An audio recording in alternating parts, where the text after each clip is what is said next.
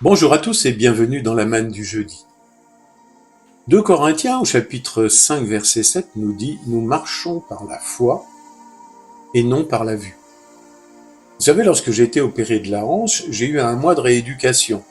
Et lors de mes premières séances de kinésithérapie, ma coach m'a demandé de ne pas me fier à ce que je voyais ni à ce que je ressentais, mais à faire confiance quelque part à la prothèse qui remplaçait mon articulation, mais que je ne voyais pas.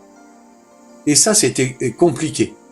Et lorsqu'elle a dit « Ne vous fiez pas trop à ce que vous voyez ou à ce que vous ressentez », ça me rappelait l'histoire de David, ce jeune berger, et de sa rencontre avec Goliath. Pendant 40 jours, Goliath, un géant philistin, a nargué l'armée des Israélites pour qu'elle envoie quelqu'un se battre contre lui. Vous trouvez cela dans 1 Samuel, chapitre 17. Israël s'est concentré sur le naturel. Et Israël a pris peur.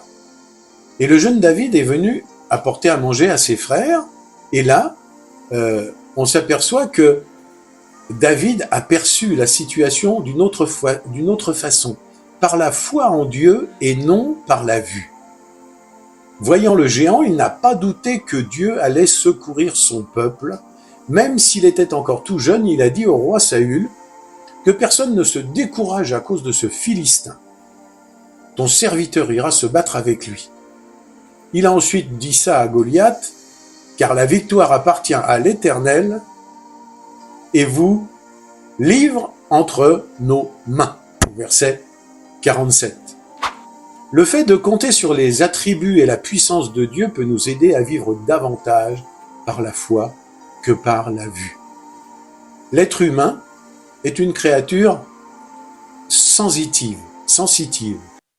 Il vit à partir de 2 choses, ses sens et ses pensées. Tant que nous sommes dirigés par nos sens naturels et nos pensées charnelles, nous ne pouvons pas marcher, c'est-à-dire avancer vers l'avant, faire des progrès en Christ et atteindre nos objectifs. Nous devons changer de point de repère, ne plus être dépendants de nos sentiments et de nos pensées, mais uniquement de la parole de Dieu. Cela signifie que nous devons nous concentrer, et ça ne signifie pas que nous n'allons plus rien ressentir, ou que nous n'allons plus penser de façon logique et naturelle. Ça, c'est impossible. Encore une fois, nous sommes des êtres humains. Dieu nous a créés avec des sens pour ressentir et une intelligence pour réfléchir et pour penser le monde qui nous entoure. Mais nous devons apprendre à ne plus laisser nos émotions et nos pensées prendre le dessus sur la parole de Dieu. Et nous devons choisir de croire en la parole de Dieu, même si nos sentiments et nos pensées nous disent le contraire.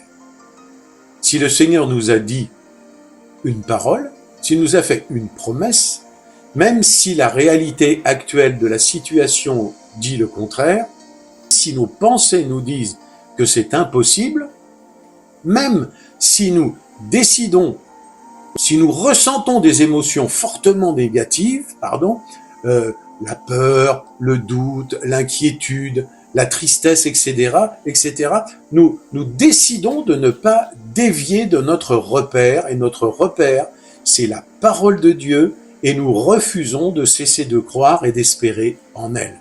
La vraie foi, celle qui produit les résultats de Dieu, s'oppose aux sensations naturelles, elle s'oppose à la réalité, elle s'oppose à tout ce qui est visible et palpable.